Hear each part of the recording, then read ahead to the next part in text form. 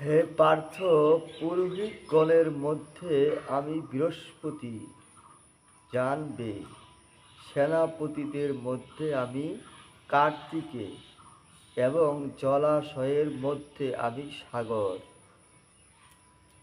কত সুন্দর কথা ভগবান গীতাতে বলল।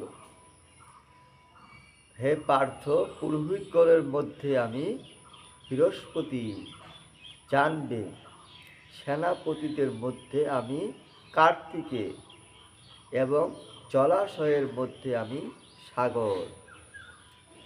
তাহলে বাবা, আমরা ভগবানের শ্রী মন্দিরে যাই, ভগবানকে ধূপকাঠি ফল অর্পণ করি, কিন্তু ভগবানের প্রতি আমাদের ভক্তিটা অনেকেরই কম থাকে।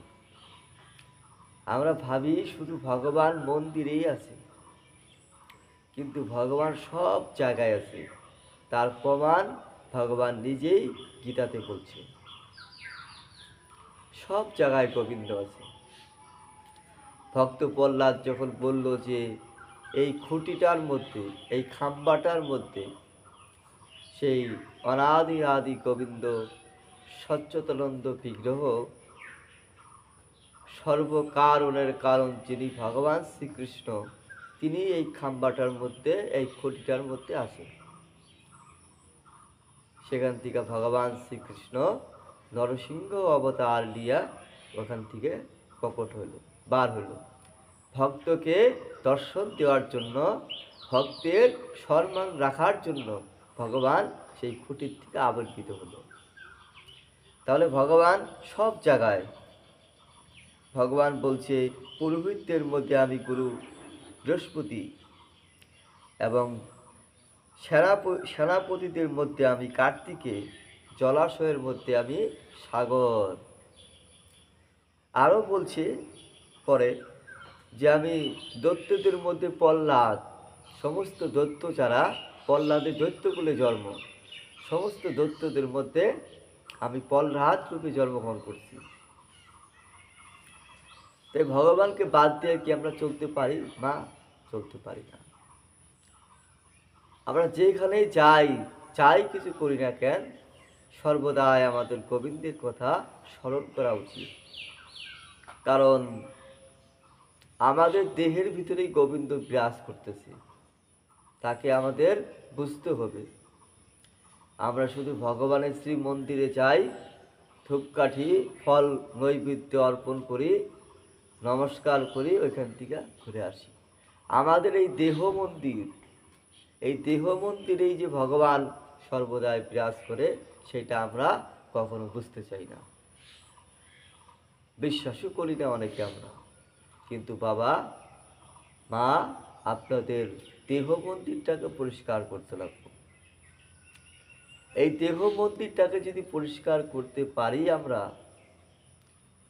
তাহলে আমাদের সেই ভগবানের চরণ দর্শন করতে অনেকটা সুবিধা হবে। কারণ এই দেহ মন্দিরটাই আমাদের সবার আগে পরিষ্কার করা দরকার। আমরা যদি দেহ মন্দিরটা সবার আগে পরিষ্কার করতে পারি, তাহলে সেই ভগবান যিনি আর কি সচ্চিদানন্দ বিগ্রহ, সর্বদাই আমাদের প্রতি লক্ষ্য করতেছে, তাকে আমরা সঠিকভাবে শ্রদ্ধা ভক্তি সহকারে তার সেবা পূজা আমরা করতে পারব। তাই আমার দেহ মন্দিরটা আমাদের সবার আগে পরিষ্কার করতে হবে। আর এই দেহ মন্দিরটা আমরা যদি পরিষ্কার করতে চাই, তাহলে আমাদের গুরু কৃপা, গুরুর আশীর্বাদ, গুরু কর্ম আমাদের করতে হবে। কারণ গুরু কর্ম যদি আমরা করি, আস্তে আস্তে একদিন আমরা অবশ্যই দেহটাকে পরিষ্কার করতে পারবো, ভগবানের চরণে ফুল নৈবেদ্য অর্পণ করতে পারবো। আর যদি আমরা গুরু কৃপা না করি, মানে গুরুর কৃপা যদি আমরা না পাই, গুরুর কর্ম যদি আমরা না করি, গুরু সেবা যদি আমরা না দিই, বৈষ্ণব সেবা যদি আমরা না দিই, ভগবানের কথা গীতা ভাগবতের মাধ্যমে যদি আমরা কর্ণে শ্রবণ না করি, তাহলে মা আমাদের এই দেহ মন্দির পরিষ্কার হবে না। কথাটা শুনলে মনে দুঃখ পাওয়া যায়। যে আমরা কি এখনো দেহ মন্দির পরিষ্কার করতে পারি নাই? অনেকেই আমরা পারি নাই। যার জন্যই তো আমরা এই মায়াতে আছি। সংসার মায়াময়। এই মায়ার মধ্যে আমরা সবাই আবদ্ধ। এখান থেকে আমরা বাঁচতে পারি না। তাই এই মায়াতে, এই কলিকালে মায়ার মধ্যে আমরা আবদ্ধ। এই সংসারে যদি মায়ার থেকে বাঁচতে চাই, শ্রী গুরুদেবের চরণ, শ্রী গোবিন্দের চরণ সর্বদাই আমাদের স্মরণ করা দরকার। ভগবানের কর্ম সর্বদাই করা দরকার। যদি সেই ভগবানের কর্ম করতে পারি মা, সেই গুরুর কর্ম করতে পারি মা, সেই বৈষ্ণবের কর্ম করতে পারি, তবে যদি আমাদের এই দেহ মন্দিরটা পবিত্র হয়ে যায়, সেই পবিত্র মন নিয়া, সেই পবিত্র ভাবনা নিয়া ভগবানের শ্রী মন্দিরে আমরা ধূপকাঠি এবং ফুল নৈবেদ্য অর্পণ করব। সেই পবিত্র মন নিয়া বা এই পবিত্র দেহ নিয়া দেহ মন্দির আমরা যদি ভগবানের কর্ম করতে পারি, সেই কর্মটা অতি উত্তম, খুব সুন্দর। তাই ভগবান বলছে সর্বদাই আমি বিরাজ করি সব জায়গায়, আমি সর্বকারণের কারণ। আমাদের কত কারণ থাকে না?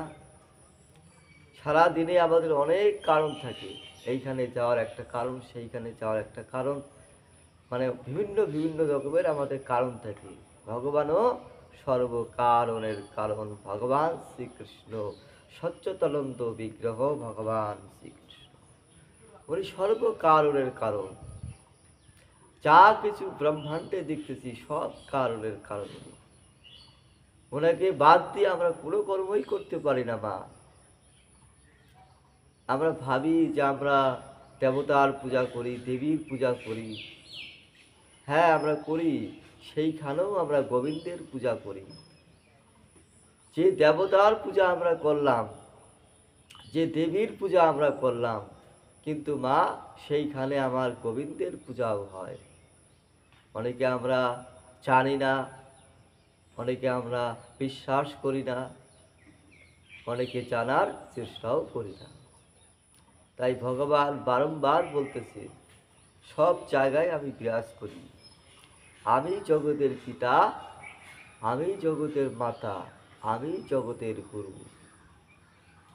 এই জগতের যদি কেউ পিতা মাতা থাকে সেটা ভগবান শ্রীকৃষ্ণ, জগৎ গুরু ভগবান। কিন্তু উনি ভিন্ন রূপে আমাদের সামনে আবির্ভূত হতেন।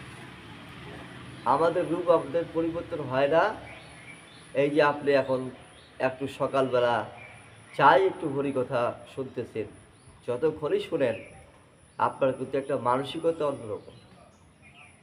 সকালবেলা আপনি ভগবানের শ্রী মন্দিরে আসলেন, কিন্তু আর 2 ঘন্টা পরে আপনার মানসিকতাটা, আপনার রূপটা অন্যরকম হবে।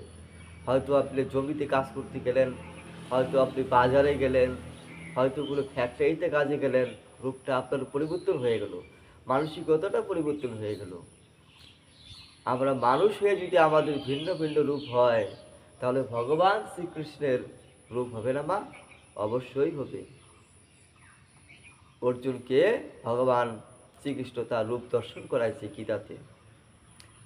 তাই সর্বকারণের কারণ যিনি ভগবান, তার প্রতি আমাদের সর্বদাই শ্রদ্ধা ভক্তি রাখা দরকার, যাতে আমরা তার কর্ম কোনোভাবে না ভুলি। সংসারের কর্ম মা সর্বদাই আমাদের করতে হবে। স্ত্রীর কর্ম, পুত্রের কর্ম, কন্যার কর্ম, পিতামাতার কর্ম, দেবতার কর্ম, সর্বদাই সংসারে আমাদের করতে হবে। কিন্তু ভগবানের কর্ম আমাদের ভুললে হবে না। কোনোদিনও আমরা যদি ভগবানের কর্ম না ভুলি, যেভাবে আপনারা দীক্ষা নিছেন, আপনাদের গুরুদেব যেভাবে যেটাই আপনাদের দিয়ে থাক, সেই মন্ত্রই জপ করেন, কিন্তু ভগবানকে নিয়ে কর্ম করেন মা। আমরা ভগবানকে ছাড়া চলতে পারি না। যেরকম মনে করেন একটা মোবাইল, যদি সেই মোবাইলটার দাম যদি অনেক টাকাও হয়, মনে করেন মোবাইলটার দাম 1,00,000 টাকা, বা মোবাইলটার দাম 50,000 টাকা, বা মোবাইলটার দাম 10,000 টাকা। কিন্তু সেই মোবাইলটার মধ্যে যদি সিম কার্ড না থাকে, তাহলে সেই মোবাইলটা কি চলবে? চলবে না। কেন? যে মোবাইলটা যত দামি হোক, মোবাইলটার মধ্যে সিম কার্ড নাই। তাই তো মা? সেই দেহটার ভিতরে যদি পরমাত্মা, জীবাত্মা, পরমাত্মা, এই দেহের সাথে, এই আত্মার সাথে পরমাত্মার যদি যোগ না থাকে, তাহলে দেহটা বেকার, মানুষগুলো জন্মটা বেকার। তাই না? একটা মোবাইল চলে সিম কার্ডের দ্বারায়, তাই তো? সিম কার্ড না থাকলে মোবাইলটা বেকার হয়ে গেল। আত্মাটার সাথে যদি পরমাত্মার যোগ না থাকে, এই আত্মাটা বেকার হয়ে গেল, শরীরটা বেকার হয়ে গেল। তাই জীবাত্মা পরমাত্মার মিল থাকতে হবে, তবে আমরা কিছু করতে পারবো, কিছু বুঝতে পারবো। কিন্তু আমরা কি করি? আমরা পরমাত্মার কথা চিন্তা করি না, ভগবানের কথা চিন্তা করি না। পরমাত্মা বলতে কি বোঝায়? ভগবানকে বোঝায়। তাই আমি তার কথা চিন্তা করি না। আমরা বিভিন্ন রকমের সাধুগুরু বৈষ্ণব দেখলে বিভিন্ন রকমের কমেন্ট করি, যে যার যেভাবে যেটা মন চায় আমরা কমেন্ট করি, খারাপ করি, ভালো করি, কমেন্ট করি। আমরা এইটা কোনোদিনও ভাবি না যে যেখানে যেটা হইতেছে চেষ্টা করি যাতে আমরা আরেকটু ভালো করে করার। খারাপটা একটু আমরা কমই ভাবি, ভালোটাই ভাবার চেষ্টা করি, আমরা ভাবি না। আমরা মানুষকে নানান ধরনের মন্তব্য করি। না মা, ভগবান বলছে কর্ম আমাদের অধিকার, কিন্তু কর্ম ফলের অধিকার আমাদের নাই। আমরা সবসময় যদি ভাবি যে এই কর্মটা ভগবানের দয়ায় করলাম, ভগবানের আশীর্বাদে করলাম, উনি কৃপা করলো, উনি আশীর্বাদ করলো, তার দয়াতে কর্মটা করতে পারলাম, আমাদের কোনো সাধ্য নাই তার কর্ম করা। কিন্তু না, উল্টাটা আমরা কি ভাবি? আমরা কর্মটা করলাম, আমি ওনাকে দানটা করলাম, আমি ওনাকে সেবাটা দিলাম। মা, এই জায়গাটায় আমরা পিছিয়ে আছি। কেন? আপনি একবার ভালো করে ভেবে দেখেন, যাবতীয় সব কিছু আপনার এখানে থাকবে। আপনার যে যে জিনিস আপনি ব্যবহার করতেছেন, ভালো বিছানা, ভালো কাপড় চোপড়, আপনার ব্যাংকের টাকা, যে মোবাইলটা আপনি যত্ন সহকারে সর্বদাই পকেটে নিয়ে ঘোরাঘুরি করেন, মৃত্যুর পরে সেই মোবাইলটাও আপনার এখানে রেখে দিতে লাগবে। কিচ্ছু নিতে পারবেন না। শুধু নেবেন কি? আপনার স্বীকৃতি, আপনার কর্মের ফল। আমরা বুঝতে পারি না, বুঝতে চাই না। তাই ভগবান বারংবার বলতেছে, আমি সর্বদাই সব জায়গায় বিরাজ করি, আমাকে চিনতে হবে। আর আমাকে চিনার কারণ কি? সাধুগুরু বৈষ্ণবের চরণ দর্শন করো। সাধুগুরু বৈষ্ণবের চরণ দর্শন করতে করতে করতে করতে একদিন যদি তুমি পরিবর্তন হও, ভগবানের কথা শুনতে শুনতে শুনতে শুনতে একদিন যদি তোমার মনটা শুদ্ধ হয়ে যায়, তাই না মা? আমরা এই চেষ্টার জন্য বাড়িতে সাধুগুরু বৈষ্ণবকে সেবা দিই। কেন দেই?